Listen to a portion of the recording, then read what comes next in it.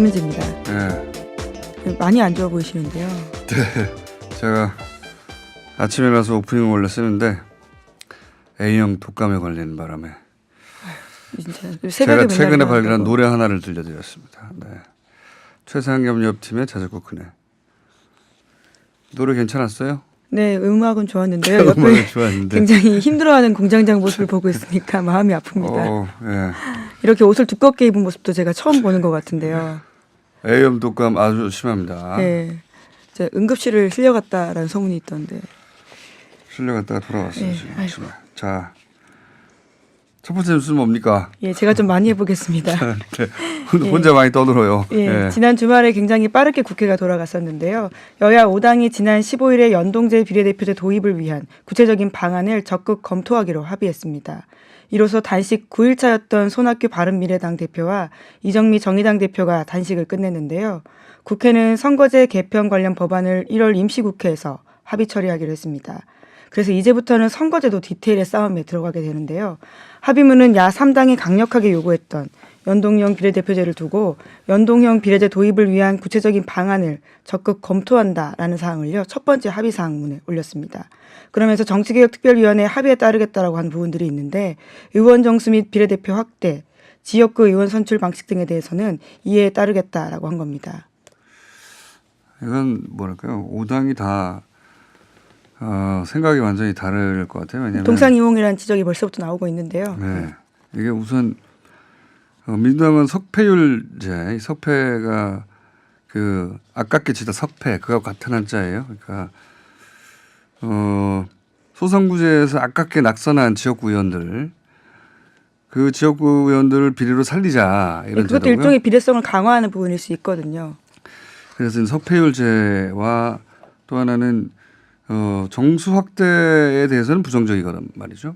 반면에 정의당과 민주평화당, 바른정당은 정수 확대, 의원 정수 확대를 기본적으로 목표로 하고 더군다나 손학규 대표는 이걸 고리로 내각제, 이원 집정부제 이걸 생각하고 있죠. 그리고 자유한국당은 연동형 비례대표제는 전혀 관심이 없어요. 네, 뭐 그렇게라도 밝힌 바가 있고요. 이번에 마치 이게 합의가 된 것처럼 나오니까 일부 정당과 언론에서 보도되는 것처럼 자유한국당이 연동형 비례대표제를 도입하기로 최종 합의한 건 전혀 사실이 아니다라고요. 윤영석 수석 부대변인이 밝힌 바가 있습니다. 자유한국당은 연동형 비례제가 관심 있는 게 아니라 그 뒤에 하고자 하는 원포인트 개헌에 관심 있는 겁니다. 근데 이번에 개헌 부분도 들어갔거든요. 네, 합의 사항에요. 이 원포인트 개헌이 이제 소위 이원 집정부제 혹은 내각제로 가는 그 원포인트 개헌을 뜻하는 건데, 그러니까 각 당이 원하는 바가 전혀 달라요. 거의 다 달라서 이게 과연 그 합의가 될 것인가? 이쪽에서는 4년 중임의 대통령제를 민주당은 밀고 있고, 자유한국당과 손학규 대표 같은 경우에는 내각제 혹은 이원 집중부제를 밀고 있고, 그 중간 과정으로서의 연동형 비례제를 하고자 하는 정당도 있고 자유한국당은 관심이 없고, 그리고 의원 정수를 확대하고자 하는 정당이 있고 의원 정수는 늘리지 말자고 하는 정당이 있고요. 네, 현재 비례성을 강화하기 위해서는 의원 정수가 늘어날 수밖에 없는 상황이어서요. 그래서 10% 확대 여부 등에 대해서 포함해서 검토하겠다라는 조항이 이번에 들어가기도 했습니다. 자, 이 사안은 과연 합의가 되겠는가? 일단 이제 그 단식은 풀고 이제 본격적으로 논의를 시작하기로 했는데 1월 내에 하겠다는 거죠. 1월 내에 과연 되겠는가? 자, 네, 이와 관련해서 지난 14일에는 문희상 의장이 문재인 대통령과 깜짝 만남을 하기도 했었다라고 하는데요. 그러면서 선거제도 바뀌어야 한다는 인식이 같다라는 말을 확인시켜줬다라고 합니다. 문 대통령 같은 경우에는 또 의원 정수는 확대하지 않는 게 좋겠다. 네, 국회에 일임하겠다라는 취지 이야기를 한 바가 있는데요. 과거에 선관위에서 지역구 200에 비례 100. 네, 2대1이죠. 네. 그런 방안을 제시한 적이 있는데 그 방안이 합리적이라고 생각한다고 말한 적이 있거든요. 그런데 그러자면은 지역구 의원 한 53석이 53석입니까? 4석입니까? 줄어들어야 돼요. 지금 있는 지역구 의원 자기 자리가 없어지는 거죠. 예. 어느 쪽으로 가든 합의가 굉장히 쉽지 않다. 예. 자, 그런 논의를 본격적으로 하겠다는 거고요. 다음은요. 네, 또 관련해서 12월 임시국회도 열립니다. 12월 임시국회에서는 유치원 3법과 공공기관 채용비리 국정조사 특위 구성 등을 처리하기로 합의했는데요. 더불어민주당은 유치원 3법 처리에, 자유한국당은 채용비리 국정조사 추진에 방점을 찍고 있는 만큼 구체적인 법안이 마련되기까지는 난항이 예상되고 있습니다. 자, 희우지는 네. 가능한 멀리 떨어져 있고요, 저하고는. 네. 이게 이제 기침을 통해서 전달될 수가 있습니다. 네, 어디서 이렇게 옮으셨나 봐요. 모르겠어요, 저는 네. 도대체 어디서 왔는지. 네. 자, 이 채용비리 건은 박원순 시장을 잡겠다는 거죠, 이제. 예. 뭐 그런 이야기들을 공공연하게 나온 바가 있는데요. 김성태 대표가 아예 공개적으로 다음은 박원순 시장이라고 말을 했죠. 예. 이게 이제 민주당의 안희정 도지사 혹은 이재명 도지사 같은 경우에 굉장히 어려워졌다. 대권 주자로서. 안희정 지사 같은 경우는 완전히 끝났다고 봐야 되죠. 사실상 정치적 생명이. 그 세 명 아니었습니까? 지난번. 예, 강력한 주자로서 예. 후발 주자라고 볼 수 있을 텐데요. 문재인 대통령과 그 경선에서 뛰었던 사람이 세 사람이었는데. 예, 박원순 지사는 박원순 시장은 뛰진 않았었는데요. 초반에 예, 빠졌죠. 그렇죠. 예. 근데 이제 다음은 박원순 시장이다라고 타겟을 정한 것이고 그 첫 번째 작업 방식이 이제 채용 비리를 통해서 하겠다. 그래서 이제 김성태 대표 그런 말도 했거니와 이 채용 비리 국조를 하게 되면 이제 박원순 시장이 계속 불 나오겠죠. 네, 그래서 서영교 민주당 원내수석 부대표는 강원랜드 채용 비리를 정확하게 다 훑어봐야 한다라는 입장이라고 밝혔고요. 이에 대해서 정양석 자유한국당 원내수석 부대표는 반대하고 있는 상황입니다. 그런데 국정조사 특위가 민주당이 위원장을 맡게 되어 있고요. 위원으로는 민주당이 8명, 자유한국당은 7명, 바른미래당 1명으로 구성되기 때문에 어떻게 될지는 좀 더 지켜봐야 될 것 같습니다. 자, 여기 처리할 게 많거든요, 지금. 임시국회를 하지 않을 수가 없어요. 그렇죠. 또 특히나 김상한 대법관 후보자 인사청문 보고서 채택 후에 표결 처리가 있는 부분들이 있거든요. 네, 대법관 후보가 지금 벌써 한 달 몇 넘게. 개월째. 예. 한 달입니까? 2달입니까? 네, 임명까지 생각을 하면요. 임명제청까지 생각을 하면 꽤 시간이 많이 됐습니다. 그냥 계속 인사청문회만 하고 있어요. 예. 보고서 채택해서 표결을 해야 되는데 별 문제가 없는 걸로 드러났는데도 불구하고 안 하고 있는 겁니다, 현재.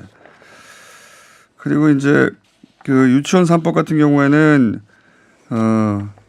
회계 간단하게 회계 투명성 확보하고 그리고 이제 잘못하면 형사 처벌하자 이게 네. 이제 개정 방안이죠. 네, 뉴스공장에서도 여러 차례 전해드린 바가 있는데요. 이에 대해서 자유한국당은 그런 식의 형사 처벌이 아닌 방식에 대해서 계속 이야기하고 있고요. 이원화해서 계속 구분해서 회계 처리해야 된다라고 이야기하고 있습니다. 그러니까 이게 이제 오히려 마음대로 쓸 수 있는 금액을 따로 회계를 이원화해서 다른 회계를 통해서 마음대로 쓸 수 있게 만들어주고 길을 열어주는 거죠. 네, 그리고 형사 처벌을 하지 않고. 굉장히 위험한 방식일 수 있는 게 오늘 아침 조간에 따르더라도 지금까지 합류총에서 소송비를 다 유치원 교비로 사용했다라는 기사가 있었거든요. 그렇게 마음대로 사용할 수 있는 가능성들이 계속 교비로. 열어져 있기 때문에요. 앞서서는 면세점에서 사용하고 부동산비 사용했다고 하는데 소송비까지도 그걸 썼더라고요. 그러니까 기본적으로 유치원 원장님들은 가계부처럼 생각한 거예요. 우리가 만약에 초등학교 교장 선생님이 학교에 들어오는 교비를 자기 가계부와 섞어 썼다면은 도저히 납득할 수 없잖아요. 네, 바로 처벌되는 감이죠. 근데 네. 이제 유치원은 그렇게 했던 겁니다. 그 돈이 교비가 들어오고 보조금이 들어와도 지원금이 들어와도 거기서 그냥 자기 가계부라고 생각하고 자기가 필요한 돈을 꺼내 썼던 거예요. 근데 그게 그렇게 수십 년간 해왔는데 갑자기 제대로 검증을 하려고 하니까 싫은 거죠. 그게 싫은 거예요. 예. 원래 하던 대로 하고 싶은 겁니다. 자, 이 기회를 놓치면 앞으로도 계속해서 이게 과연 되겠나 이번 기회를 놓치면. 자유한국당 같은 경우에는 오히려 부끄러워하지 말아도 된다. 안 해도 된다. 법을 만들어주는 거예요. 네, 그런 따로 식이죠. 회계를 만들어줄 네. 테니 여기다 놓고 쓰라고. 오히려 이번 기회에 면제비를 제대로 받게 되는 그렇죠. 상황이 될 수도 예. 있습니다. 부끄러워할 필요가 예. 지금까지는 부끄러워했잖아요. 부끄러워할 필요조차 없다. 왜? 법이 그렇게 돼 있으니까 그렇게 만들어주려고 하는 거죠. 자, 다음은요. 네, 자유한국당이 김무성, 최경환 등 현역 의원 21명을 인적 쇄신 대상으로 결정했습니다. 각 계파의 주요 의원들이 상당수 포함되어 있는데요. 친박계는 최경환, 홍문종, 윤상현 의원이 이름을 올렸습니다. 소위 비박계에는 김무성, 김용태 의원 등이 있고요. 친박 중진으로는 원유철, 김정은 의원이, 박근혜 정부에서 청와대 내각 등에 참여했던 김재원, 곽상도, 윤상직, 정종섭 의원도 포함됐습니다. 또 비박계에서는 권성동, 이종구, 홍문표, 황영철, 이은재 의원 등이 있고요. 바른정당 복당파들이 이름을 올렸습니다. 자, 일단 재판 받거나 유죄 판결 받은 의원들이 한 11명 정도 되고, 그다음에 또 선거 패배 책임, 그렇죠. 최순실 국정농단 책임 차기 이런 것들이 있습니다. 총선에 출마하지 않겠다고 선언을 이미 한 사람들이 좀 있고, 네. 그분들 빼고 나면 한 7, 8명 정도 되는 셈인데요. 여기서 제가 개인적으로 좀 의아한 분들이 몇 분 있는데 그중에 홍문표 의원도 좀 의아한 케이스입니다. 예. 네, 우선 자유한국당에서 이렇게 내세우고 있는데요. 지난 지방선거에서의 선거 패배 책임이 있다라는 부분들입니다. 지방선거 때 선거 패배 책임이라고 하면 당시 예, 김성태 원내대표가 당을 이끌었다라고 볼 수 있을 예. 텐데요. 당장 그런 이야기가 당내에서 나오고 있다고 합니다. 홍문표 의원은 왜 책임이 있고 김성태 의원은 책임이 없는지 뭐 이렇게 기준에 동의가 안 되는 부분도 좀 있을 것 같습니다. 그래서 저희가 잠시 후에 홍문표 의원 연결해서 이야기 좀 들어보겠습니다. 자, 다음은요. 네, 그리고 바른미래당의 이학재 의원이 내일 탈당하겠다라고 밝혔는데요. 그런 다음에 자유한국당으로 돌아갈 거라고 합니다. 인천 서구갑 지역구 삼선인 이 의원이 국회 정보위원장을 맡고 있는 중진인데요. 자유한국당은 어제 당협위원장 물갈이 발표를 하면서 이 의원의 지역구에 대해서는요. 전임 당협위원장이 앞으로 있을 위원장 공모에 참여할 수 없도록 막아놨습니다. 그렇군요. 자유한국당 쪽으로 이제 바른미래당 2차네 2차. 지난번에 김성태 대표를 비롯해서 한 10여 명 정도 원조 복당파들이 있고요. 예. 1차로 갔었고 그다음에 이제 이번에 이분으로 시작하는 거겠죠. 네, 자유한국당도 그렇게 이야기하고 있는데요. 바른미래당의 다른 현역 의원 대여섯 명도 조만간에 탈당 움직임에 동참할 거다라고 이야기하고 있습니다. 대여섯 명 정도. 예. 네, 현재 바른미래당이 30석이고요. 자유한국당이 112석입니다. 그렇기 때문에 꽤 지형들이 움직일 수 있는 상황인 거죠. 자, 당대당 그러니까 바른미래당과 자유한국당이 당대당으로 통합하려 하기에는 국민의당 출신들의 반대가 심할 것이고 그러니까 당대당은 안 되고 결국 어느 정도 세를 유지하며 통합될 것인가 이거겠죠. 예. 바른미래당에 계속 남아있을 것 같지는 않습니다. 의원들이. 자유한국당 출신 중에 바른미래당에 합류했던 분들 대부분은 돌아가지 않겠냐. 예. 타이밍의 문제인 것 같습니다.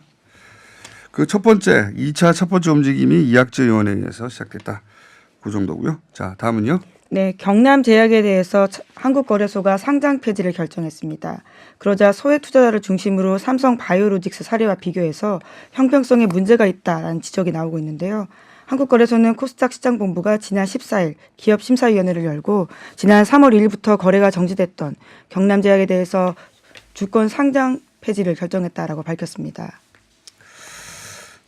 이게 이제 말들이 많습니다. 왜냐하면은 삼성 바이오로직스는 분식회가 4조 5천억에 과징금이 80억인데 여전히 거래가 된단 말이죠. 근데 경남제약은 과징금이 4천만 원이에요. 예, 4천만 원인데 상장 폐지가 되니까 불공평하지 않느냐 이런 얘기하는 게 너무 당연하죠. 네, 기시민은 이렇게 밝히고 있는데요. 경남제약에 대해서는 기업의 계속성, 경영의 투명성, 재무 안정성 등을 종합적으로 고려해서 경영 투명성에 문제가 있다고 보고 상장 폐지 결정했다라고 밝히고 있습니다. 경영 투명성이야 삼성 바이오로직스만한 데가 있습니까? 불투명하기로 초반에 4조 5천억을 분식 얘기를 했는데요. 예. 네, 뿐만 아니라 또 최대 주주인 이희철 전 대표가 현 전문 경영인 소액 주주 사이에서 경영권 분쟁이 간계화되고 있다라고 하는 건데요. 지난 5월달에 당장 상장 폐지하지 않고 6개월 단 기회 줬는데도 회사가 제대로 노력하지 않는다라는 주장을 하고 있는 겁니다. 그래서 뭐 이유를 얼마든지 갖다 붙일 수 있는데 상장 폐지될 만한 요건이 있으니까 상장 폐지했겠죠. 제 말은 경남제약이 상장 폐지된다면 삼성 바이오로직스는 상장 폐지 10번 돼야 된다는 거죠. 네, 그래서 그와 같은 지적들을요 청와대 국민청원 게시판에도 꽤 올라오고 있다라고 합니다. 자, 시간이 거의 다 됐기 때문에 하나 정도 더 하고. 네. 그리고 밖에 좀 기다려주세요. 왜냐하면 제가 하다가 못할지도 몰라요. 상태로 보니. 아유, 자. 네. 네, 뭐 기다리는 거야 전혀 문제가 없는데요. 진짜 좀 빨리 나으시길 바라겠습니다. 예, 약이 낫게 해주겠죠. 예. 이제. 네, 마지막 소식 전해드리면요. 예. 검찰이 양승태 대법원 법원행정처가 서기호 전 의원에 대해서 낸 재임용 탈락치소 소송이 있습니다. 이에 대해서 양승태 대법원이 개입했다라는 사실을 확인했다라고 하는데요. 그러니까 서 전 의원이 재임용 탈락을 기정사실을 하고 이후에 파산까지 고려해서 만든 문건들을 발견했다라고 합니다. 서기호 판사가 이명박 전 대통령을 향해서 자신의 페이스북에 각하의 빅엿이라는 표현을 쓴 적이 있어요. 네, 그걸로 꽤 유명했죠. 예. 그거 한 줄로 사실은 판사에서 잘리는 겁니다. 예. 설마 이 한 줄로 판사에서 잘릴까 싶었는데 그 한 줄로 잘렸고 그걸 양승태 사법부가 주도했다. 야, 이런 얘기입니다. 그게 이제 문건으로 나왔다라는 문건으로 건데요. 드러나고 예. 있다. 설마 그랬겠는가 했는데 그랬었습니다. 예, 당시에 의심으로만 존재했던 것들이 모두 문건으로 남아 있었던 겁니다. 자, 여기까지 하겠습니다. 시사인의 김은지였습니다. 감사합니다.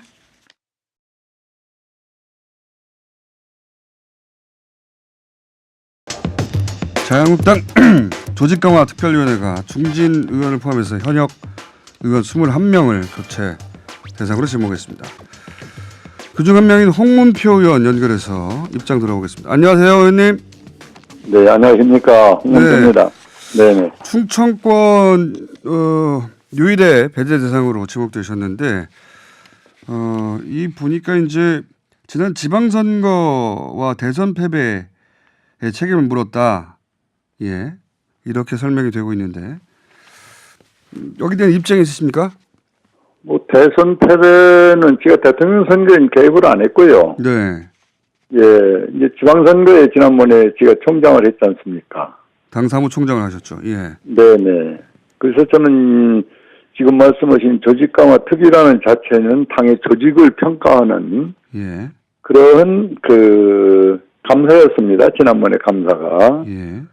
그러면 각 253개 지구당에 어떤 조직이 어떻게 있느냐는 평가를 했어야 되는데 그 조직의 평가를 했다라 그러면은 어떤 기준으로 어떻게 했다는 것을 우리 당원이나 국민들에게 소상히 밝혔어야 되는데 이번에는 어떤 조직으로 어떻게 있는다는 평가를 한 것이 발표된 일이 없어요. 네. 그리고 이제 저에게 사무총장을 했으니까 책임을 묻는다 하는 데는 예.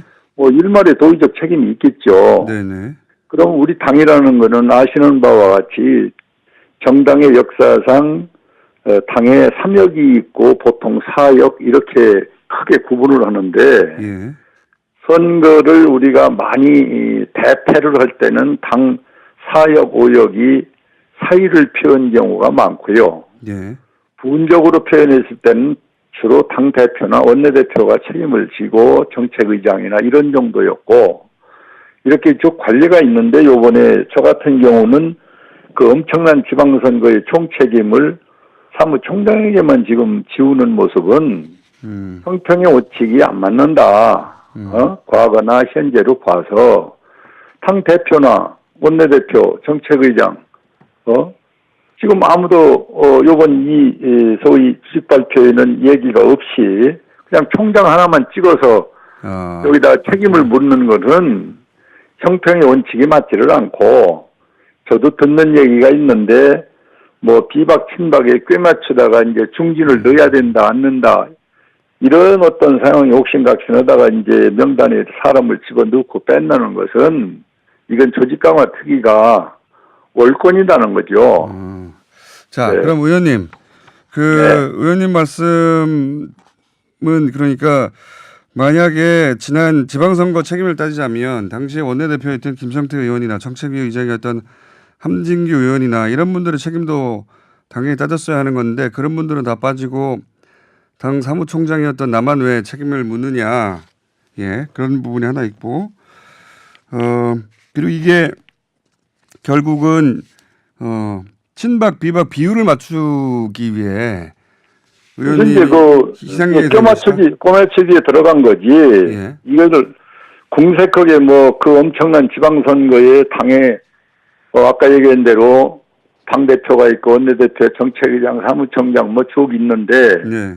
거기에 적용했다 그러면 형평에 맞추는 소위 감사라든지 발표가 있는 것이 정당한 것이고 그렇지 않고 그것이 아니고 결국은 꿰맞추기로 지금 얘기한 대로 비박 친박을 넣었는데 충청도에 중진 하나 들어가야 이 국민의 어떤 발표하는데 이미지가 있지 않냐 이런 정치적 흥정으로 이 문제를 해결한다면은 이건 원칙을 저버린 그런 조강 특유의 행동이다 이것이죠. 충청 지역에 중진 하나 들어가야 된다 했을 때 사실은 의원님밖에 없네요. 예.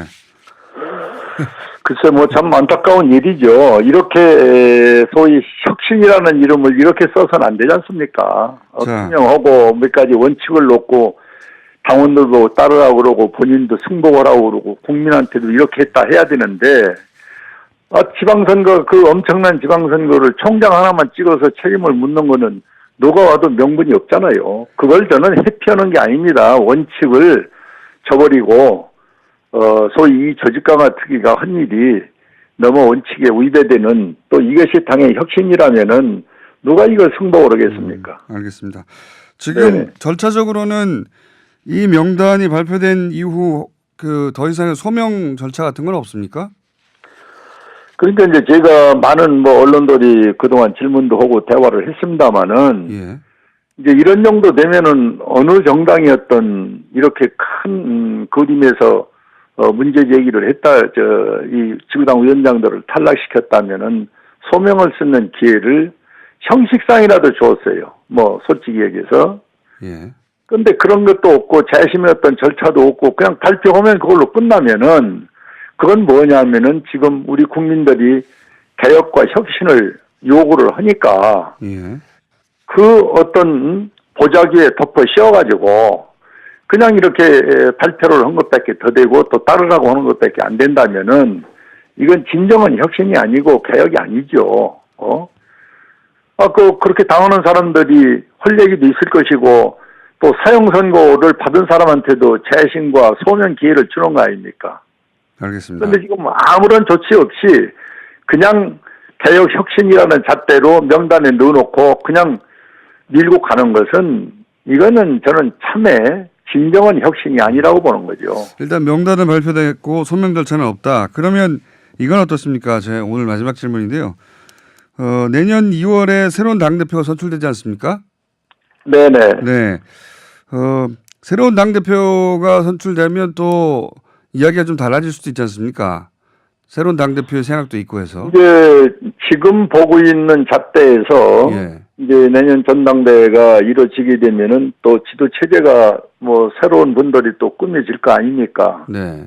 그러면 그 시대 그 상황에 맞는 또 당원 당규가 나름대로 있게 마련이에요. 예. 어느 때든지 그렇게 했으니까 그렇게 되면 지금 발표한 것을 얼마만큼 영향이 미칠지는 몰라도 새로운 지도 체제에 의해서 또 새로운 어떤 공천 과정이라든지 또는 그 룰이라든지 또 그때 당시 우리 국민적인 그 시대 상황이라든지 이런 걸 감안해서 새로운 지도부가 또 많은 상황을 변하겠죠.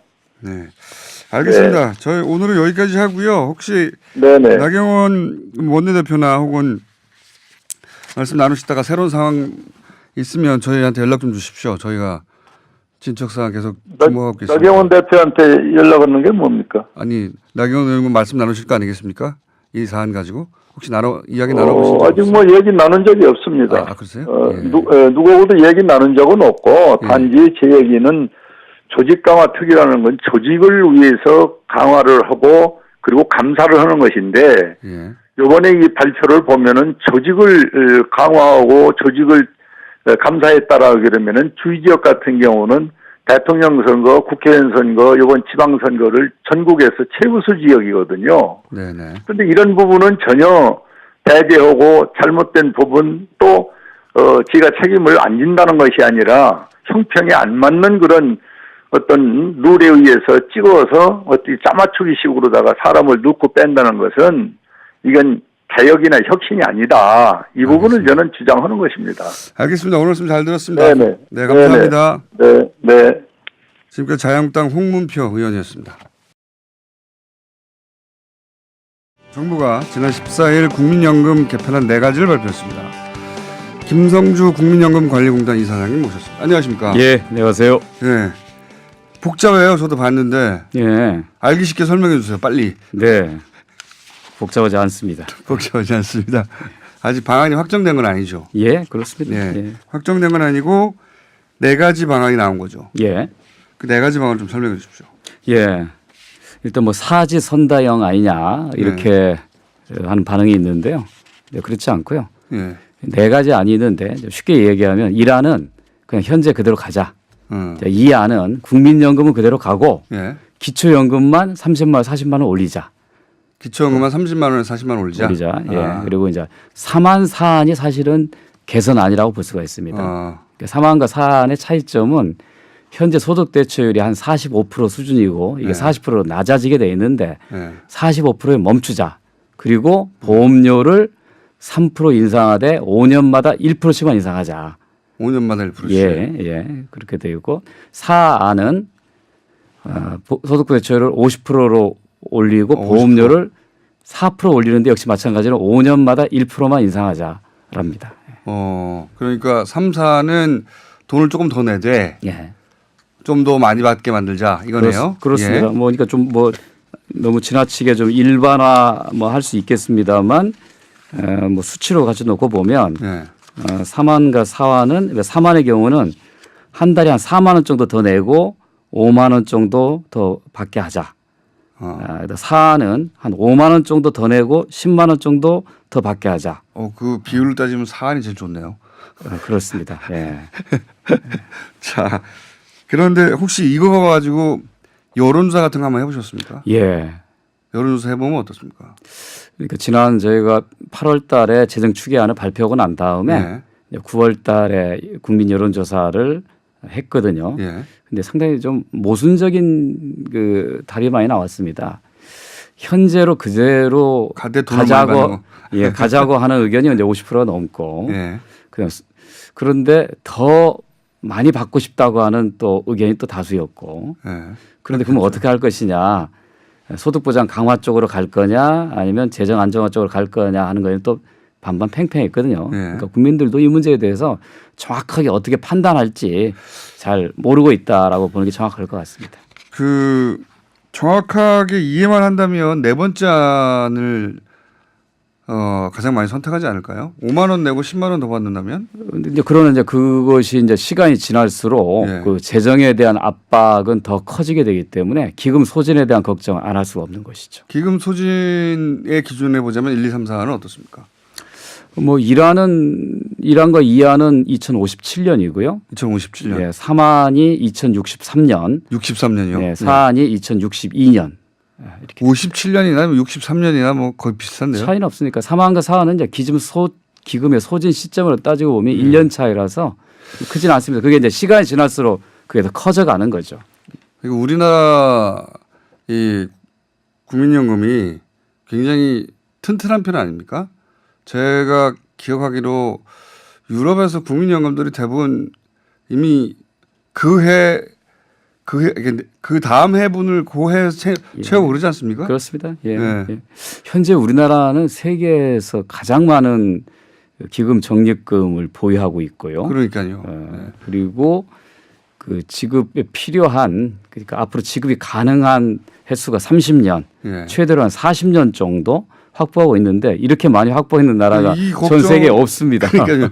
그런데 30년 후 40년 후를 자꾸 걱정하고 큰일 날 것처럼 그러는데 그 유럽만 하더라도 제 기억으로는 내년 연금을 전해에 채우고 막 그랬단 말이죠. 그렇습니다. 대개 이제 독일 같은 경우가 이제 부가식으로 운영하는데 한두 달치 정도만 적립기금을 보유하고 있고요. 한두 달치. 네, 대부분의 나라들이 한 1년에서 2년치 정도 보유하고 있습니다. 1년, 2년인데 우리가 30년, 40년인데 2057년이나 2062년이나 그게 그건 것 같은데요. 그러니 어쨌든 간에 어느 시점에는 기금이 되게 되어 있고 예. 그 소진이 되지 않도록 계속 제소 개선을 해야 한다는 것이 정부나 국민 모두가 동의한다고 하면 그때마다 개선해 나가면 기금 소진에 대한 우려 없이 충분하게 노후 보장을 받을 수 있다고 생각하는데 예. 5만 원 더 낸다는 건 어떤 기준으로 5만 원입니까? 사람마다 좀 다르잖아요. 그러니까 현재 그 우리나라 근로자 평균 소득이 한 250만 원 정도 됩니다. 네. 그럼 이제 그거를 이제 현재는 보험료율이 9%인데 예. 이거를 이제 12%, 13% 했을 때 사업자 부담분이 반절이 있으니까 예. 자기 부담을 놓고 계산하면 그렇게 나옵니다. 아하. 평균 급여로 따져서 250 평균 급여로 따져서 한 달에 5만 원 정도씩 내는 거다. 예, 이게 뭐 라디오에서는 제가 그림을 보고 설명할 수 없기 때문에 나중에 뭐 따로 자료로 통해 설명을 드리겠습니다. 사만과 사원을 쉽게 비교하자면 그렇게 예시할 수 있다는 그런 뜻으로 그 정도면 이해하셨으면 좋겠습니다. 예. 충분히 이해됐습니다. 예. 그 정도면 소진 기한 따지는 거는 일반 국민들은 별로 큰 관심이 없어요, 사실. 예, 그렇습니다. 예. 그거는 정부 당국자들이 고민할 내용인 것 같고 4만 원이냐 5만 원이냐. 그러니까 이제 과거에 근데 4만 원 내면 5만 원을 돌려받고 5만 원을 내면 10만 원 돌려받는다는 거죠. 예를 들으니까 이제 250만 원의 소득을 올리고 있는 평균적인 한국의 국민이 현재 보험료율을 9%에서 12% 또는 13% 올리는 사만과 사안에 따라서 얼마를 더 부담하고 얼마를 더 받을 수 있냐라고 하는 것을 예시를 저희가 들은 겁니다. 예시. 그러니까 한 달에 10만 원이 더 나온다는 거죠. 사안에 따지면은 그렇게 계산은 됩니다. 자, 그러면 1번은 똑같이 가는 거고요. 예. 2번은 기초연금만 올리는 거였죠. 예. 그렇습니다. 기초연금만 올리는 건 큰 의미가 없지 않습니까? 그러나 기초연금만 올리는 안이 유력한 거는 그러니까 또 좋은 장점은 현재 국민연금을 소득대출을 더 올린다 하더라도 그거는 현 시기 노인이 아닌 다음 세대에 해당되는 거고 현 세대 노인의 빈곤 문제 해결하려면 국민연금 제도 개선은 어렵다는 게 또 하나 있고 그렇죠. 또 우리나라는 국민연금 사각지대가 상당히 넓습니다. 전체적으로 한 500만 명 정도 보는데 내가 소득이 없어도 보험료를 내지 못하거나 내도 너무 적어서 보장이 안 되는 경우는 국민연금의 소득대출을 아무리 올린다고 하더라도 그렇죠. 자기한테 돌아오는 게 별로 없는 거거든요. 자기하고 상관이 없죠. 그런 저소득층을 위해서는 기초연금을 올리는 것이 훨씬 더 효과적이라고 하는 그런 주장에 따라서 이 안이 나온 것입니다. 그렇군요. 그러면 사안 플러스 기초연금을 올리는 방안은 없나요? 다섯 번째 안.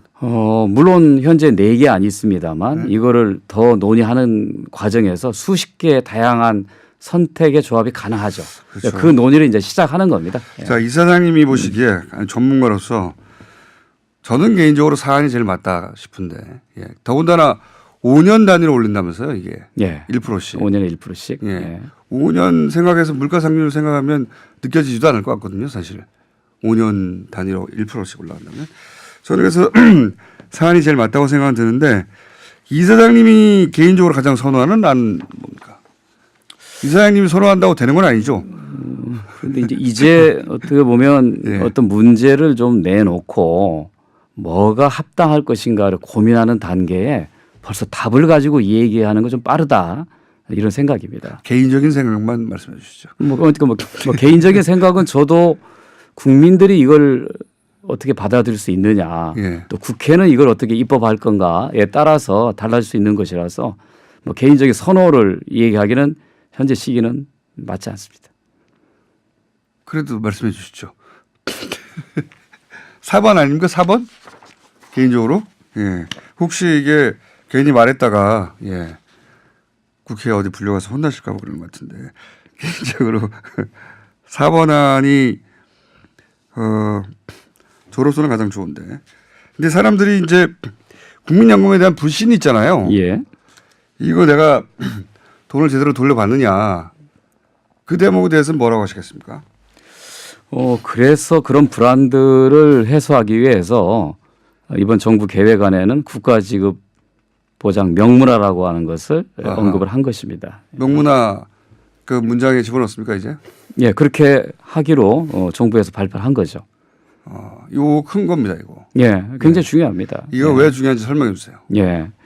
지금까지의 그 연금제도 개편 과정은 이제 정부 입장에서는 재정 안정화에 너무 초점을 맞추다 보니 예. 받을 수 있는 금액을 깎고 예. 내는 보험료를 올리는 쪽으로 해왔거든요. 예. 그러다 보니 국민들이 불만이 쌓인 겁니다. 불만 쌓였죠. 그리고 정부를 불신하게 돼요. 예. 그리고 언젠가는 기금이 소진된다라고 하는 얘기만 자꾸 강조하다 보니 그러니까요. 나중에 되면 내가 못 받지 않을까라는 불안감을 갖게 된 거죠. 맞습니다. 맞습니다. 그 예. 불신과 불안, 불만을 해소하기 위해서 어떠한 일에도 국가가 연금을 지급하지 못하는 일이 없을 것이라고 하는 것을 분명하게 법에다 명시할 필요가 있다고 하는 것이 국민들 90% 이상 다수가 원하는 거였습니다. 근데 그게 왜 명문화가 그동안 안 됐을까요? 근데 정부의 일각인 이제 기재부가 이걸 명문화했을 경우에 국가 채무로 잡혀서 신인도가 떨어진다고 하는 그런 논리를 내세웠기 때문입니다. 그 사실인가요? 최근에 기재부는 그렇지 않다라고 인정을 했습니다. 그러면 그동안은 왜 그게 명목상의 이유였고 그동안은 왜 안 했던 거죠? 그거는 좀 저도 좀 이해하기 좀 어려운 측면이 있습니다. 정치적 부담 때문이었나요? 그래서 좀 이해가 잘 안 가는 대목이죠. 뭐두 가지 이유를 댈 수 있습니다. 하나는 국가가 지급을 보장한다고 하면 국민들이 사회보험이라고 하는 것은 예. 자기가 매월 보험료를 내고 노후에 자기가 돌려받는 건데 예. 내는 거를 게을리하지 않겠느냐, 피하지 않겠느냐. 왜냐하면 국가가 보장해 주니까. 이런 받는 게 보장되면 그렇죠. 내가 덜 내더라도 국민을 믿지 못하는 거죠, 정부가. 그게 아마 지급보장 명문화 반대했던 하나의 이유이기도 할 것입니다. 그리고 또 하나는 국가 채무로 잡혀서 국가 신인도가 떨어진다고 하는 굉장히 희한한 논리가 있었네요. 그거는 좀 핑계로에 가깝다고 보입니다. 네. 그럼 말도 안 되는 핑계도 있었군요. 예. 자, 그래서 명문화 된다고 하는 발표가 또 있었고, 그리고 이걸 어떤 방식을 통해서 결정되는 겁니까? 이 네 가지 방안 중에 이제는 하나로? 정부가 그야말로 안을 낸 것에 불과하고요. 예, 그죠? 지금부터 시작입니다. 예, 어떤 논의 틀을 가지는 겁니까? 국민들 과거의 국민연금의 개혁 과정은 예. 정부가 단일화를 내세운 적이 있었거든요. 예, 근데 국회에 가서 그게 그대로 통과된 적이 한 번도 없습니다. 그랬죠. 그러니까 정부는 안을 제출하는 한 당사자이긴 하지만 최종적인 결정권은 국회에게 있거든요. 예. 그러니까 자꾸 정부가 무책임하다. 하나만 얘기하지 왜 여러 개를 얘기하냐 그러는데 정부가 하나를 얘기해도 국회에서 결정은 맞습니다. 여러 가지 국민들의 이 여론을 물어서 예. 다른 결정하거든요. 그래서 이제 정부가 안을 좀 만들었고 이거를 이제 국회에 제출하게 되면 국회에서 본격적으로 논의를 하게 될 것입니다. 근데 국회 논의만 하게 되면 또 국민들하고 또 거리가 있지 않습니까? 네. 그래서 이 과정에서 전 국민들이 참여할 수 있는 그런 장치를 저는 만들어야 된다고 생각하고요. 가장 중요한 이해 당사자, 즉 노와 사, 자영자 이런 층들이 현재 참여하고 있는 경사노위 안에 있는 연금특위에서 얼마를 내고 얼마를 받을 거에 대한 가장 중요한 핵심적인 안에 대해서는 타협했으면 좋겠습니다. 공론화위원회 이런 데는 없나요?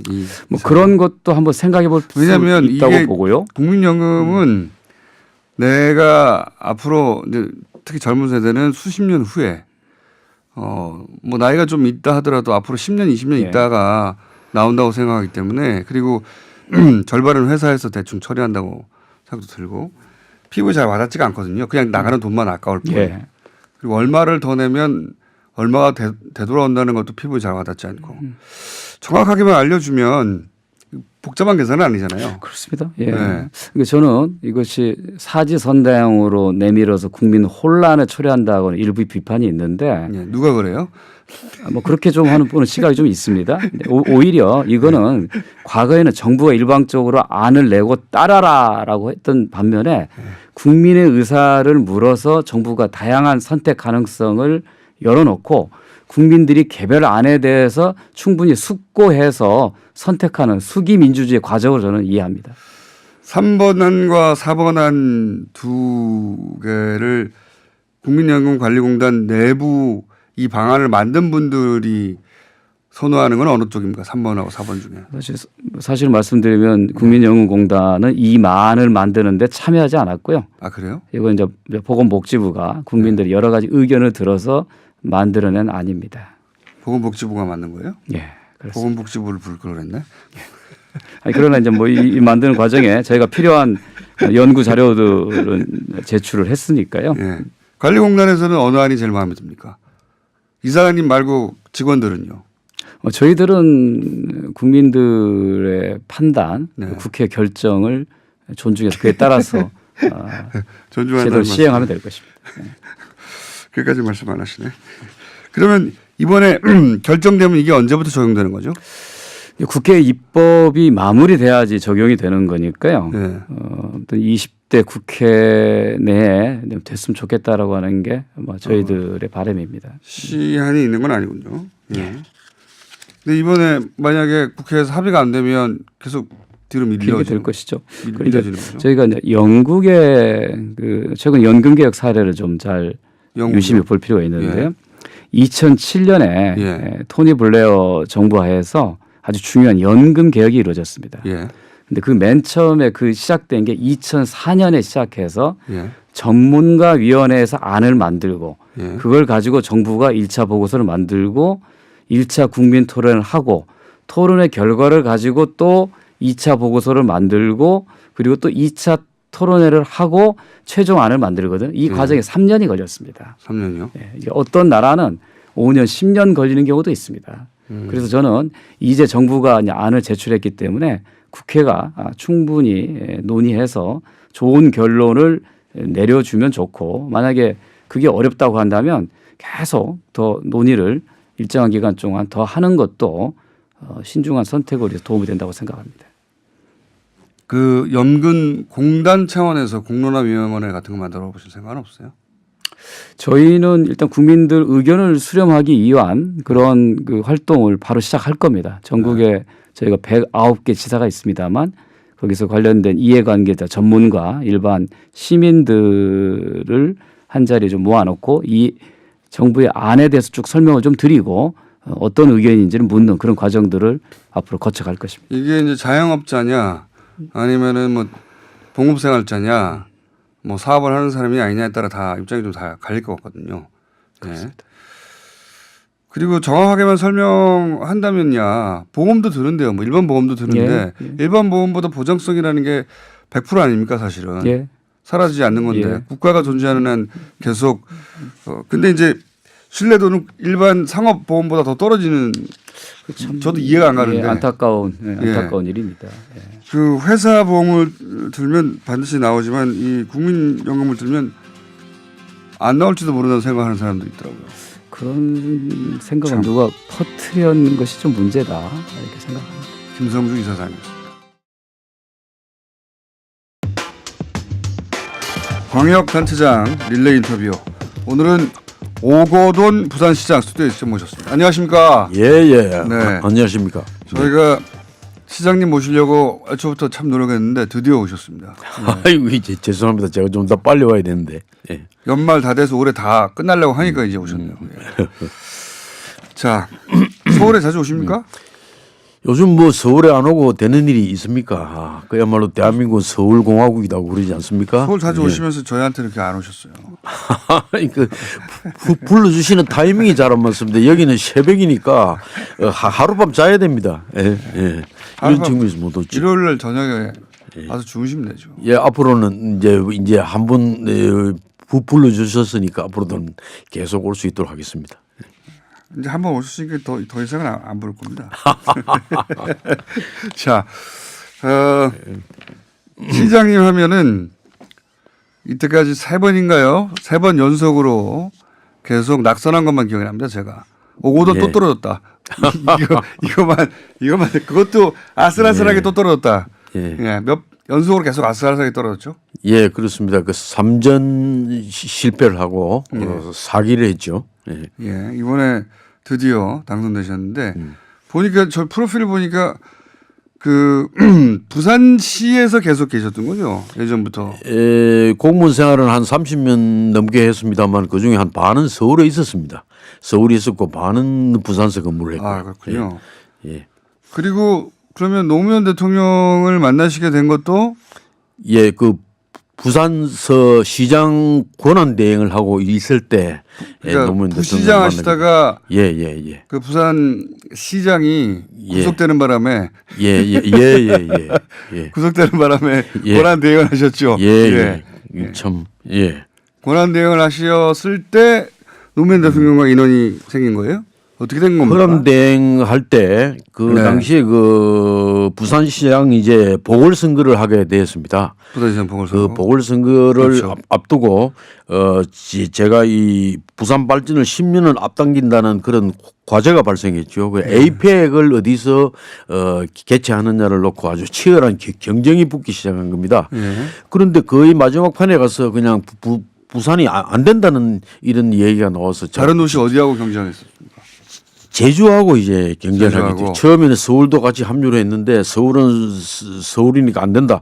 그 당시에 노무현 대통령께서는 아주 이 지역주의에 대하여 예. 이 지방의 육성에 대하여 굉장한 관심을 갖고 있었죠. 예, 예. 그래서 이 혁신도시도 만들게 되고 하는 등의 참 이 지방 그 장려 정책을 많이 폈는데 그러한 차원에서 에이펙이 서울, 제주, 부산 이렇게 경쟁이 붙었는데 이 서울은 아예 처음부터 네, 탈락시키고 배제하고, 예. 그래서 제주하고 했는데 그때 이제 제주 쪽으로 완전히 이제 결정이 되어가는 과정이었는데. 밀어주는 방향이 나왔습니다. 그렇게 된 이유는 제주에서 그 당시에 그 총선이 있었어요. 총선거가 4월 달에 있었는데 그 총선거에서 제주에서는 그 열린우리당 후보 그 당시에 여당 후보가 다 당선이 된 겁니다.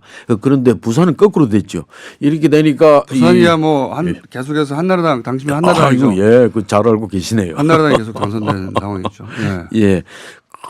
그래서 이제 제주에서 이 총선 성적표를 가져와서 우리가 에이펙을 제주에 가오겠다고 공약을 했으니 우리에게 주십시오 이렇게 된 겁니다. 그렇게 되니까 그 참 방법이 있나요? 부산 쪽은 거꾸로 됐는데, 예.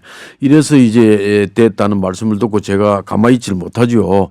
예. 그래서 이제 바로 청와대에 올라와서 이 수석들하고 얘기를 했더니 이번에는 안 되겠다는 겁니다. 그래서 제가 나오면서 그렇다면 대통령님을 한번 만나 뵐 수 있도록 해주기 바랍니다 하는 그 독대 신청을 했죠. 예. 그랬더니만 저는 예상하지도 않았는데 갑자기 올라오라고 그래서 바로 만나 뵙고 오늘 이렇게 공장장께서 앉아 계시는 장소에 이제 대통령께서 앉으시고 이제 제가 여기 앉아서 제가 얘기한 것이 바로 대통령의 정치적 고향은 부산이 아니십니까? 네. 이 부산이 지금 굉장히 어려우니 에이펙을 부산에 주십시오. 그리고 에이펙을 개최하려고 하면은 지하철도 조기 완공해야 되고 그러니까 한 상당한 예산을 그때 이제 또 요구를 한 겁니다. 했더니 잘 알지도 못하는 사람이 와가지고 뭐 그런 아주 과한 얘기를 하니 이 분위기가 굉장히 설렁했습니다. 예. 이래서 제가 그 자리에서 바로 얘기를 했죠. 자, 열린우리당 후보로 예. 제가 출마를 하겠습니다. 출마를 하도록 도와주십시오. 하고 이제 바로 얘기를 하니 대통령한테 공약을 얘기한 셈이네요. 예, 하니 그냥 대통령께서 갑자기 아주 표정이 밝아지시면서 참 저에게 앞으로 오 시장 앞으로 열심히 잘하시오. 이제 이렇게 돼서 서로 악수를 하게 된 겁니다. 예, 그게 사실은 처음 이래 1대1로 만나서 대화했던 처음 기회였다는 걸 말씀드립니다. 그리고 그렇게 처음 만나시고 예. 실제 에이펙은 부산에 유치하시고 예. 그리고 네. 당시 부산은 한나라당으로 출마하면 다 당선되는 동네 아닙니까? 그랬었죠. 예. 예. 예. 이래서 이제 그때 이제 한나라당에서도 저를 제가 그 당시에는 상당히 인기가 있었어요. 그래서 한나라당에서도 오락하고 열린우리당에서도 오락하고 했는데 열린우리당에서는 거의 포기를 했죠. 한나라 가면 되는데 이 사람이 열린우리당 올 리가 있느냐. 없다. 예. 이렇게 했는데 가면- 갑자기 제가 이제 그런 폭탄 발언을 하니 그에 대해서 아주 굉장히 참 반가워 했던 그게 이제 첫 번째 인연이었습니다. 그래서 에이펙 유치하고 그때 처음으로 이제 부산시장 출마하시게 되는 거죠. 예. 그리고 낙선하시죠. 그렇죠. 에이펙을 맡는데 부산시장은 낙선하시죠. 예. 그렇게 낙선하고 나서 예. 노무현 대통령하고 얘기 나눈 보신 적 없어요? 아무 얘기도 없었습니다. 아무 얘기도 없었는데 한 1년이 못 돼가지고 한 그때 이 연말쯤 되니까 해양수산부 장관으로 참 한번 일을 해 달라는 그런 그 말씀이 계셨어요. 아이고 이게 헬스부 참 장관 하셨죠, 참. 그리고 나서. 예. 예. 이래서 참 그때 정말 제가 안 그래도 해양에 대하여 오랫동안 나름대로 공부를 해왔고 있기 때문에 정말 저에게 좋은 기회다 이렇게 생각을 하고 가서 정말 열심히 했습니다. 그래서 한 1년 넘는 기간 했습니다만은 그 당시에는 제가 13대 해수부 장관이었죠. 한데 해양수산부 장관의 임기가 한 3개월짜리도 있고 5개월짜리도 있고 거의 1년이 넘는 사람이 거의 없었습니다. 한데 제가 그래도 1년 한 3개월 정도를 했으니까 최장수 장관 중에 한 사람이라고 볼 수 있죠. 해수부 장관으로는 최장수입니까? 예. 해수부 장관은 왜 이렇게 짧았죠, 임기가? 그때 참 지금은 얘기할 수 있는 부분입니다만 자민련이라고 해서 예. 자유민주연합이라고 하는 자민련이요. 예, 정당이 김병필 있었죠. 총재. 예, 그렇습니다. 자민련. 그 자민련 몫으로 해양수산부 장관이 몫이 있었습니다. 예. 김대중 전 대통령 시절부터. 예. 그래서 아. 이 해양에 대한 어떤 전문성보다는 어떤 정치적인 딜에 의해 가지고 그랬군요. 참여하게 되고 뭐 한 몇 달 만에 나가게 되고 이렇게 되니 해양수산부 업무가 옳게 되지를 못했죠. 그래서 이제 제가 정말 일할 거리를 많이 만들어냈다 하는 그런 얘기를 합니다만. 그 당시에 제가 대통령님을 만나 뵙고 느끼는 것은 이렇게 소탈한 분이 있는가. 그리고 어떤 이 대화를 하는 데 있어서 어떤 장소든지 간에 상대로 하여금 마음껏 이야기를 할 수 있도록 그렇게 품을 열어주는 이런 이 분위기를 만들어줬습니다. 네, 그런 분위기. 그래서 이 대통령께서 말씀하시는 중간에도 그냥 뛰어들어가지고 아이고 그게 아니고요. 네. 이런 식의 참 이 소통이 될 수 있는 이런 점은 지금도 그 참 그립죠. 예, 지금도 이제 좀 이제 이 새로운 시대가 와서 이제 그렇게 되고 있습니다만은 정말 그때는 파격적이었습니다. 예. 시장 당선되고 나서 노무현 대통령한테 보여주고 싶으셨겠어요? 예, 보여주고 싶었고 정말 좀 할 얘기가 많은데요. 노무현 대통령이 그 지역주의를 타파하자고 해가지고 부산서 시장에도 나가고 아주 참 참패를 당하고 했지 않습니까? 계속 떨어졌죠. 네. 이래서 그러고 난 다음에 또 이제 벽돌을 하나 쌓긴 했습니다. 그 뒤에 문재인 대통령이 이 국회의원에 당선이 되고 그다음에 이제 대통령으로 당선되면서 이제 벽돌이 하나 둘 만들어져 가지고 제가 이제 3전 4기로 부산시장 선거에 당선되면서 한 24년 동안의 이 보수 정권의 시대를 접고 이제 하나의 그 정권을 교체를 할 수 있는 그런 기회를 만들어냈다 하는 건 중간에 국회의원 출마는 왜 안 하셨습니까? 계속 시장만 출마하셨던데. 예, 이 국회의원 출마를 하자는 그런 말씀이 있었고 그 부분은 특히 또 이 문재인 대통령께서 국회의원 출마를 할 때도 저를 그렇죠. 보고 같이 합시다는 제안을 했습니다만 아이고 이 국회의원은 저에게 맞지 않습니다. 예. 그래서 저는 오로지 부산시장 하는 데는 그 참 자신이 있고 누구보다도 잘할 수 있지만은 국회의원은 저희 몫이 아니라고 생각합니다. 그래서 계속 그 부분은 하지를 나는 부산시장을 잘할 못했습니다. 사람이지 국회의원은 아니라고요? 예. 그 당시에 제가 부산시장을 잘할 사람. 제가 기억이 나는 게 오히려 문재인 대통령을 제가 또 이제 만난 인연들을 이래 얘기를 해보면 참 재미가 있습니다만 그 문 대통령 보고 외람되게 그 우리 문 후보께서는 그 정치에 맞지 않습니다. 그렇기 때문에 처음 만났을 때요? 예, 그 이제 몇 번 만나고 나서 오래 전부터 저는 그분하고는 상당히 인연이 있었습니다만 부산 베이스에서 활동하셨으니까 있습니다만 그래서 그 이전부터 아시긴 아셨군요. 예. 그래서 뭐 기왕 얘기 나와서 제가 시의 내무국장을 할 적에 그 부산의 그 정치사를 간직하는 부산 민주공원이라는 걸 만들게 되었습니다. 그때 그 문재인 그 당시에 인권 변호사께서 그 제야의 대표가 되고 제가 이제 부산시의 카운터파트가 됐죠. 그렇게 하면서 공무원과 인권 변호사가 만났군요. 예. 그렇게 하면서 여러 가지 대화들을 할 수 있는 기회가 있었고 그 다음에 제가 해수부 장관을 할 적에 그분이 그 민정수석을 했습니다. 이래서 이제 어려운 문제만 생기면 가서 얘기하고 이제 그래 했는데 한결 같은 것이 바로 모든 대화에 대해서 아주 진지하게 임해주고 하여튼 긍정적으로 생각하려고 노력하고 대단히 합리적이다 하는 막 그런 인식을 합리적이죠. 예. 받고 있습니다. 지금 현재도 막 그 생각에 하지만 정치에는 맞지 않다. 좀 변하고 있습니다. 그래서 제가 그때 정치에는 맞지 않습니다 하고 그래 얘기를 했더니 그냥 자기도 그래 생각한다는 거예요. 그래서 마찬가지로 나도 국회의원이라는 봉적적인 정치인하고는 맞지 않습니다. 이제 이래가 이제 둘이 상당히 이 나는 시장에 맞습니다. 그때 했는데 그 후에 지금 와서 보니까 제가 아주 너무 참 외람된 얘기를 한 거예요. 깜빡했으면 큰일 날 뻔했다. 대통령 할 분을 갖다가 대통령 못하게 만들 뻔했다. 이런 얘기를 합니다. 그 시장 선거 3번 정도 떨어지면 더 이상 못 나가거든요.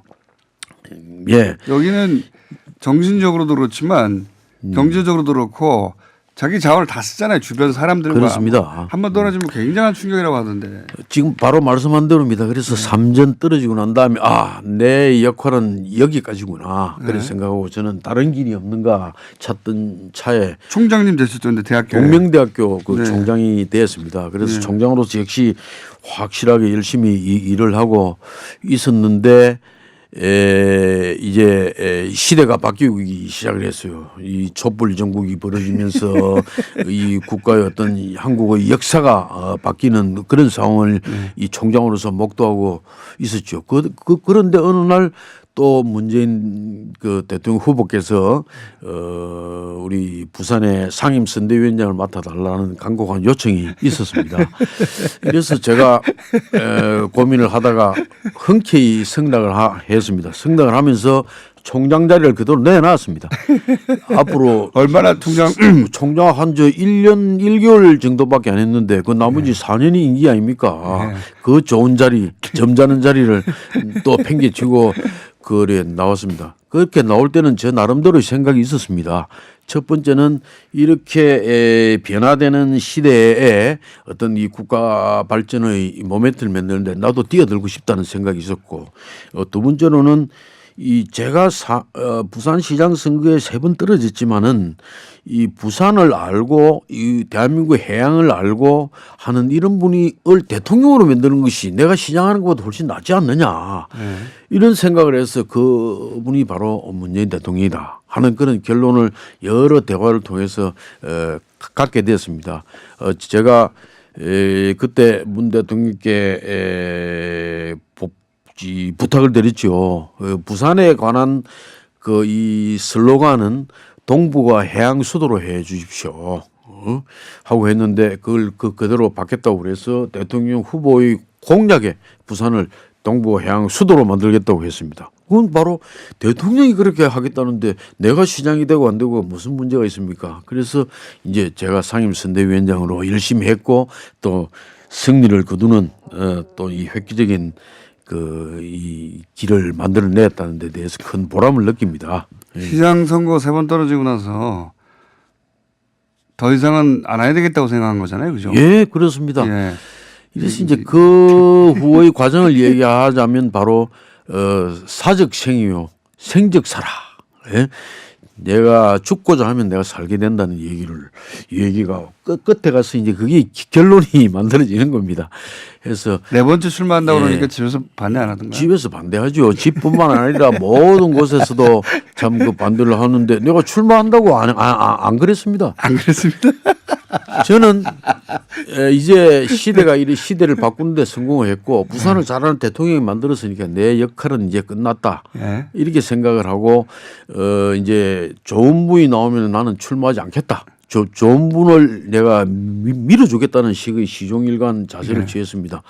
한데 좋은 분이 안 나왔어요? 제가 이 출마하면은 내가 사퇴하겠다고 한 분들이 한 사람 그냥 이 출마를 하지를 사퇴를 한 겁니다. 뭐, 내 바로 얘기할 수 있죠. 이호철 수석이 그랬고, 김영춘 지금 해수부 장관이 또 나온다 게다가 그래서 난 빨리 나가면 내가 사퇴한다는 이런 자세를 그대로 견지를 했는데 그러고 난 다음에는 이 나와서 우리의 궁극적인 목표는 이 오랜 기간의 어떤 정치 권력을 한번 바꾸겠다는 데 주 목적이 있는데 그거를 할 수 있는 이 주인공이 이제 없어진 겁니다. 처음에는 사실 예. 시장님 말고 다른 분들의 이름이 계속 거론됐었어요. 예, 예, 예. 그러다가 그래서, 결국 나중에 보니까 시장님밖에 안 남았더라고요. 예, 예.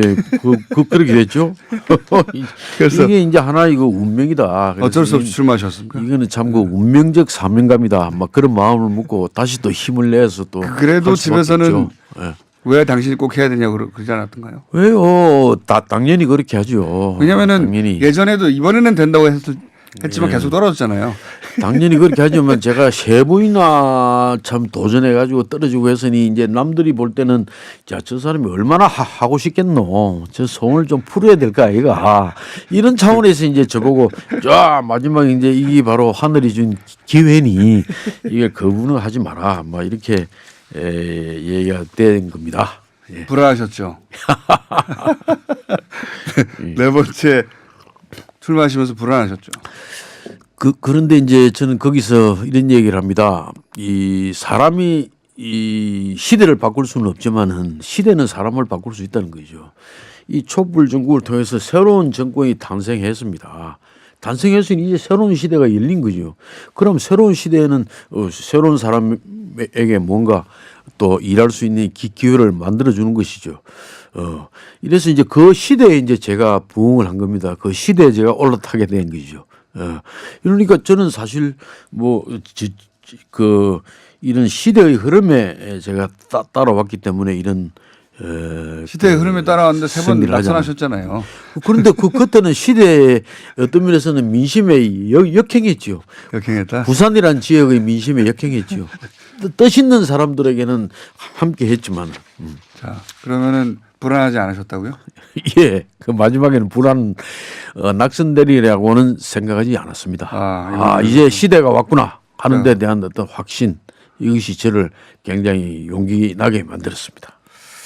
자, 그러니까 관료로 시작하셔가지고 노무현 대통령을 처음 만났고 그리고 문재인 대통령하고도 사실은 부산에서 부산이 좁은 곳이잖아요, 사실은. 예, 부산이 좁습니다, 생각보다. 그렇습니다. 예, 그래서 알던 사이였는데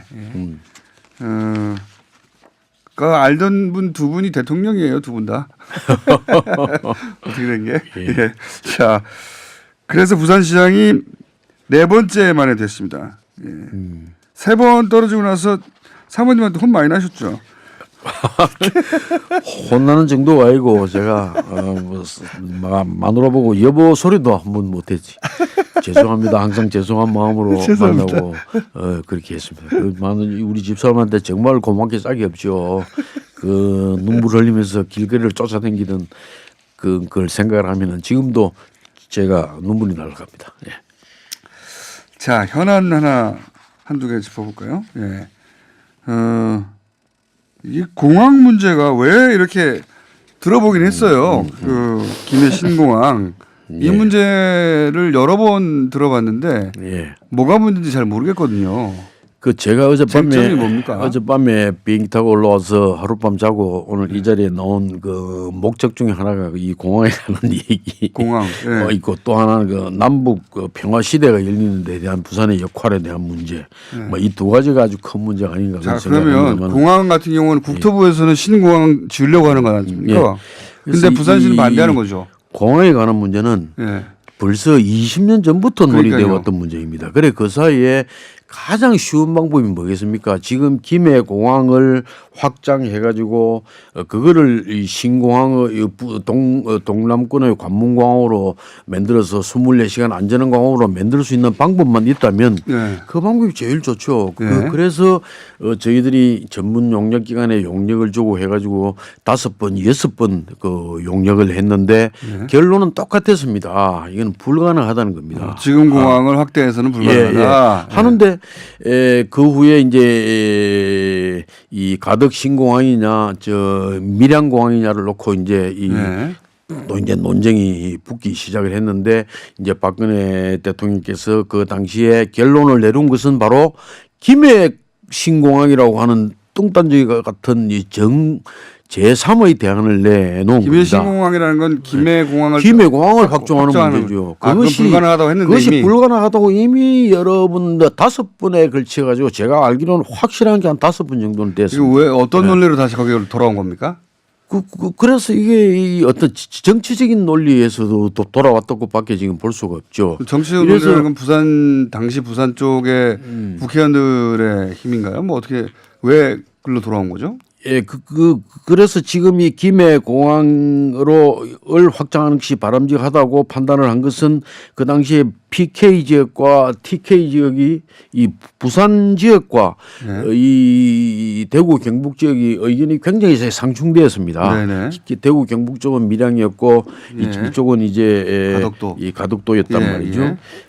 그런데 그 과정에서 공항을 PK 두자, TK 두자 이거였죠. 예. 이렇게 되니까 이제 아주 어려운 이제 결론을 내놓은 것이 부산에는 김해공항을 확장하는 것으로 하고 저 대구 경북에는 대구 경북의 통합공항을 하나 만들어주겠다 예. 하는 게 이제 대구 경북 쪽에서도 대구시에 있는 K2 비행장을 갖다가 외곽으로 옮기는 문제가 엄청난 현안이었습니다. 예. 그래서 이제 그것이 가능할 수 있도록 대구에 통합공항을 만들어주는 것으로 이제 했고 그 문제에 대하여 지금 대구 경북 쪽은 이제 그런 대로 의견을 합치를 보고 이 공항을 어느 위치에 어떻게 설립할 것인가를 지금 굉장히 논의하고 있는 것으로 알고 있습니다. 그렇기 때문에 대구 경북 쪽은 그런 대로 소망이 이루어졌습니다만은 알겠는데. 지금 부산 쪽은 김해공항은 대안이 아니다 하는 쪽으로 지금 이 만들어지고 있습니다. 이래서 이 문제는 우리 부산 쪽에서만 주장을 하게 되면은 이것이 부산의 지역 이기주의로 비춰지기 때문에 이래서는 안 되겠다. 그래서 이제 새로운 정부 들어서 부울경 지역이 시도지사가 모여가지고 태스크포스를 만들어가지고 이 김해 신공항의 결정 과정에 대해서 우리가 다시 한 번 더 짚어봅시다. 예. 이래가지고 이제 여러 전문가들 한 30명이 검증단을 만들어가지고 연구한 결과 예. 이것은 아니다. 뭐가 아니냐? 첫 번째로 이 김해공항의 신공항이 아니라는 것입니다. 신공항이 될 수가 없다는 것으로 지금 현재 판결함이 난 겁니다. 네. 그게 첫 번째는 이 소음에 관한 문제입니다. 소음. 지금 네. 현재는 한 3,000세대 정도가 소음구역으로 해서 보상을 받고 있는데 여기에 활주로를 만들고 확대를 하게 되면 한 3만 세대 정도가 지금 이 문제가 소음 문제가 생기게 됩니다. 그리고 그 다음에 이 안전에 관한 문제입니다.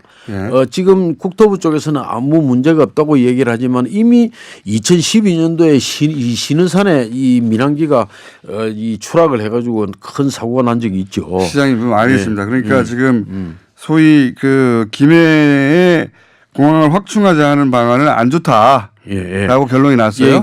그래서 그러한 안전에 관한 문제 그리고 또 여기는 이 군사공항의 성격을 갖고 있기 때문에 군사공항 우선이기 때문에 민간공항으로서는 이 한계가 있다.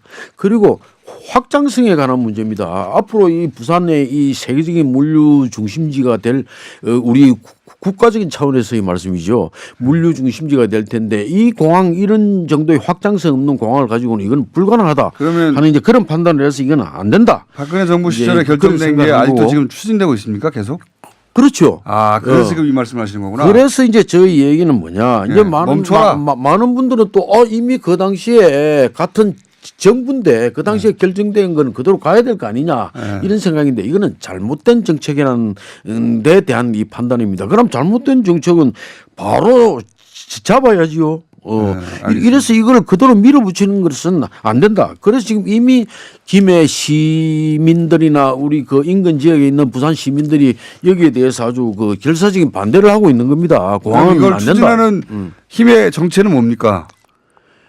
이걸 누가 지금 시장님도 반대하시고 주민들도 반대하고 있다면 여전히 추진하는 거 주체는 지금 국토부가 계속해서 과거 정권에서 결정이 난 거니 그대로 몰고 가야 된다는 그런 방향을 갖고 있는 겁니다. 그대로 추진되기를 원하는 국토부 내에 누군가들이 있어요? 그게 또 보이죠.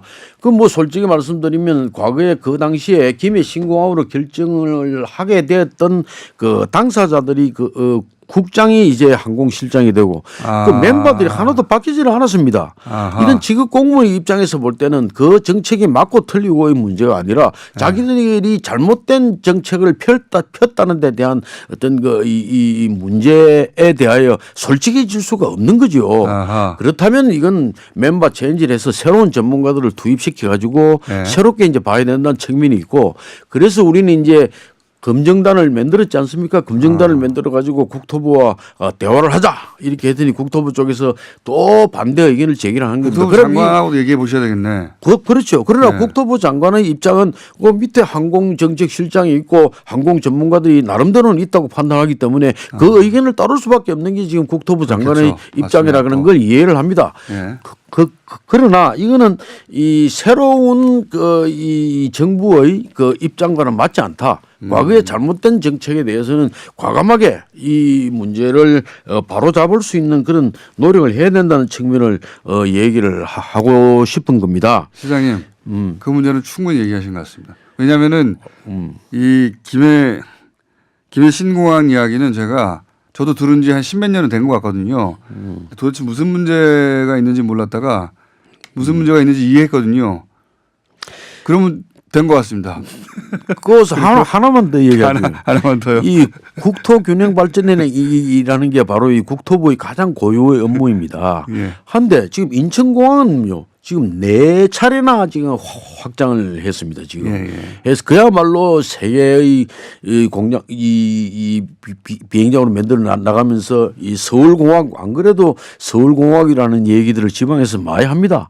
하는데 부산공항은 한 번도 확장된 게 없습니다. 실제로. 예, 예. 그래서 지금 이 새벽에 외국에 나가고자 하는 국제선을 이용하려고 하는 분들은 정말 불만을 토로하고 있습니다.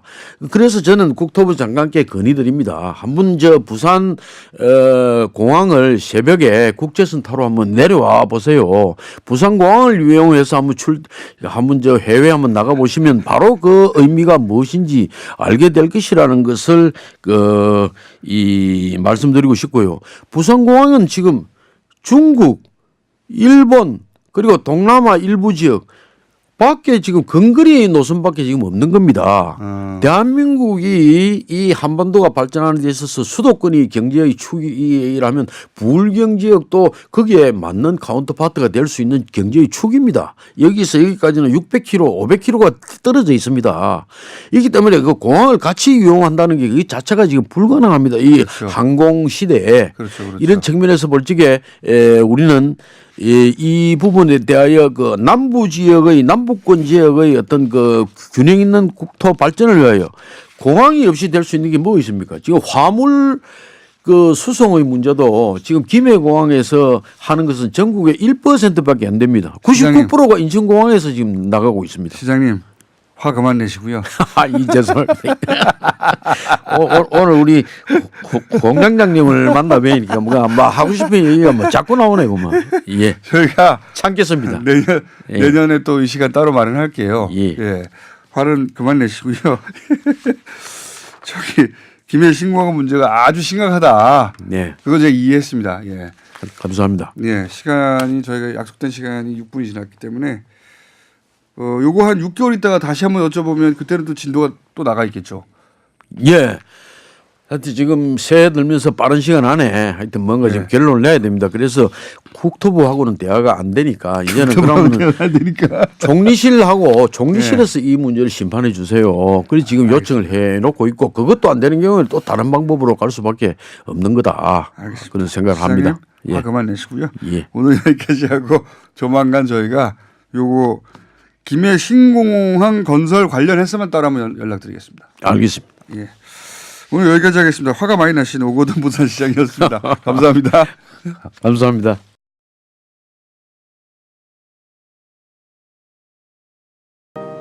불친절한 AS. 오거돈 화이팅. 예. 말 더듬는 버릇도 매력적입니다. 목소리가 소탈하십니다. 공장장 방송하다 보니 컨디션이 상승하는가 봅니다. 독감인데 발음이 명료합니다. 그건 저도 느껴요. 예. 말이 안 세게 나오게 하려고 신경 쓰다 보니 발음이 더 정확합니다. 네. A형 독감 진짜 아픈데 걸려봐서 하는데 진짜 아파요. 예. 누워있기도 힘들 텐데 라고 문자 보내시는 분. 저도 A형 독감인지는 어제 밤늦게 알았습니다. 병원에 갔다가. 박항서 감독 인터뷰 부탁드립니다. 진작에 연락해뒀죠. 예. 박항서 감독이 인터뷰를 한다면 뉴스공장하고만 할 겁니다. 안 한다면 아무래도 안 하고요. 그러니까 좀만 기다려보세요. 여기까지 하겠습니다. 국가부도의 날, 라는 영화가 나와서 꽤 흥행하고 있습니다. 그래서 IMF 때를 되돌아보는 움직임이 최근에 있는데 그중에서 충격적인 기사가 하나 나왔어요. 시사인의 이종태 기자 모셨습니다. 안녕하십니까? 네, 안녕하십니까? 1997년 말 미국은 왜 한국을 집어삼키려 했나 제목입니다. 예. 생각해 보니까 2000년도에는 오히려 이런 말들이 있었습니다. 그죠? 2000년 초반에. 네. 그리고 나서 요즘은 새까맣게 잊고 있었거든요. 근데 저도 기사 읽다가 맞아 이런 말들이 있었다. 그 생각이 막 되살아나더라고요. 근데 정리를 잘 해두셔가지고 잊어버렸거나 모르던 사실도 알게 돼가지고 더욱 열받게 되는. 그게 핵심 요약을 하자면 그 IMF를 사실은 미국이 주도하여 IMF 지원을 받게 만들었다 이거 아닙니까? 아, 그렇습니다. 한마디로 말해서 예. 우리가 일본이나 다른 나라에서 돈 빌려서 해결할 수도 있었는데 그게 아니라 미국이 꼭 IMF 지원을 통해서 구제금융을 받도록 해서 IMF가 내건 나쁜 조건들을 받아들일 수밖에 없게 만들었고 그래서 헐값으로 부동산이나 이런 것들이 다 미국에 팔려나갔고 이거죠. 예, 그렇습니다. 자, 그 근거가 되는 사실들 좀 알려주십시오. 예, 사실 좀 전에 말씀하신 것처럼 제가 보기로는 하등의 새로운 팩트가 아니에요. 맞습니다. 예, 새로운 팩트가 아니라 2000년 초반에 이런 얘기 많이 있었어요. 예, 국내 자료나 예. 해외 자료에 수도 없이 많이 나오는 이야기인데 예. 요약하면 당시 한국이 다른 나라로부터 돈을 빌릴 수 없도록 예. 미국이 길을 가로막았다는 거죠. 막았다. 예. 예. 그래서 뭐 그 근거로 인용이 많이 되는 이야기들은 예. 예컨대 당시에 미국 클린턴 대통령이 예. 당시 한국이 주로 돈을 빌리려고 한 데가 일본이었는데요. 그렇죠. 당시 클린턴 대통령이 일본 예. 대장성의 지금 위기인 나라들이 예. IMF로 들어가게 하라라는 예. 이제 편지를 보냈다거나 예. 혹은 제가 거기 썼지만은 당시 우리나라 최고위 관료들이 거의 그 마지막 순간에 예. 그 일본 대장성 장관을 만나러 간 적이 있는데요. 예. 그때 그분이 돈을 빌려줄 수가 없다. 예. 그러면서 당시 미국 행정부의 그 로버트 루빈 재무장관 예. 그분의 편지를 보여줬다거나. 편지에 보면 돈 빌려주지 말라고 돼 있다는. 그렇죠. 그러니까 우리나라 예를 들어서 뭐 총리나 또는 뭐 재무부 쪽 고 인사들이 일본에 왜냐하면 당시 우리가 일본에 돈을 빌려서 문제를 해결하거나 그랬던 경우가 많았지 않습니까 그때는. 네. 네.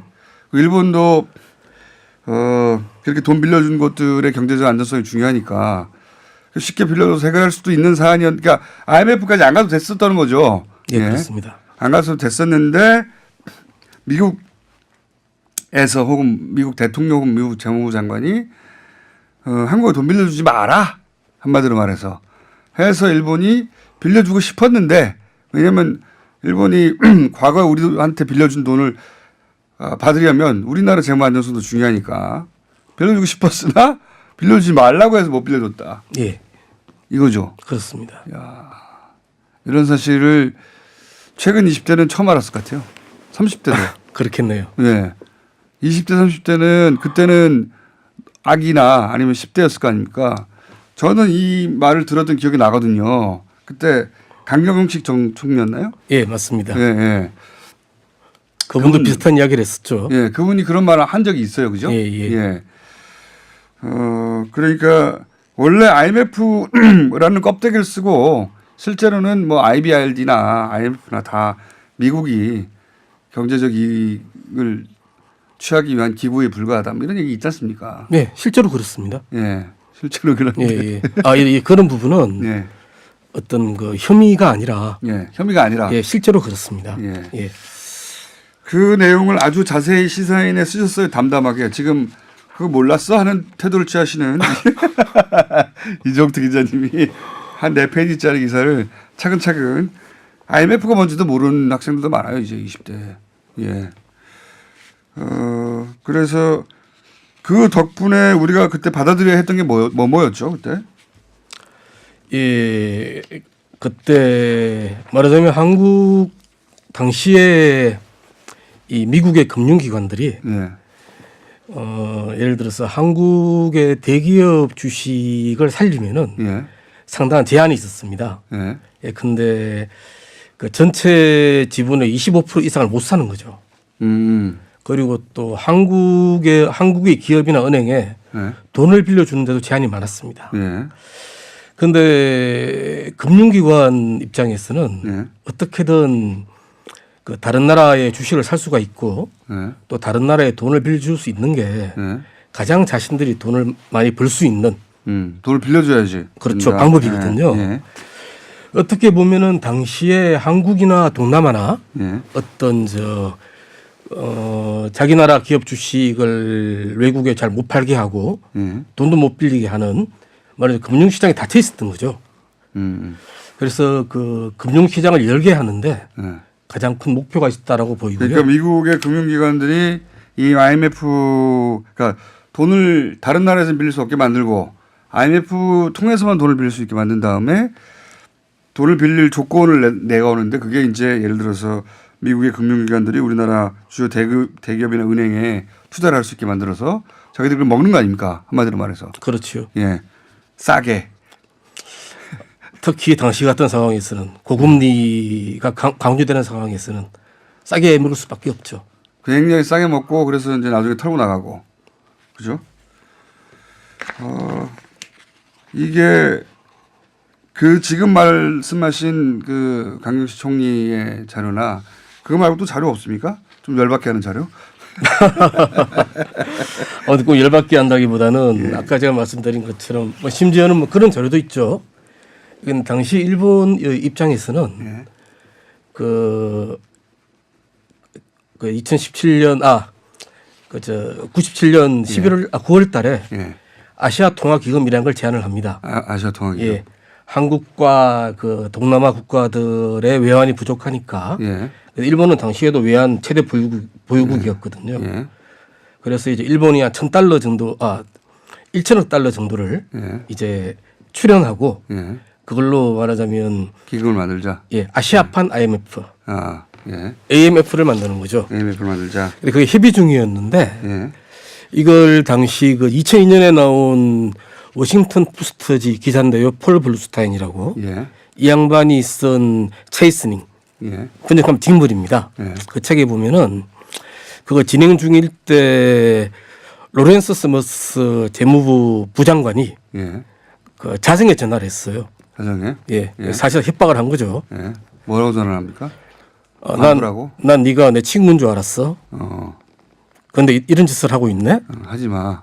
하지 마. IMF 하나여야만 해. 한마디로 말해서. 그렇죠. IMF 하나여야지 우리가 장사를 하지. AMF를 하면 어떻게 해? 그래서 못 하게 되나요? 그래서 사실 일본은 굉장히 뭐랄까 미국 추종적인 나라거든요. 그렇죠. 미국이 못하라면 못하죠. 오히려 한국보다 더 그렇습니다. 자, 제가 정신이 맑았으면 좀 더 자세히 기사 내용을 기억해가지고 말씀드렸을 텐데 기사를 읽고 굉장히 충격적이어서 소개드립니다. 한번 찾아보십시오. 시사인의 이종태 기자였습니다. 감사합니다. 네, 감사합니다. 내일 뵙겠습니다. 안녕.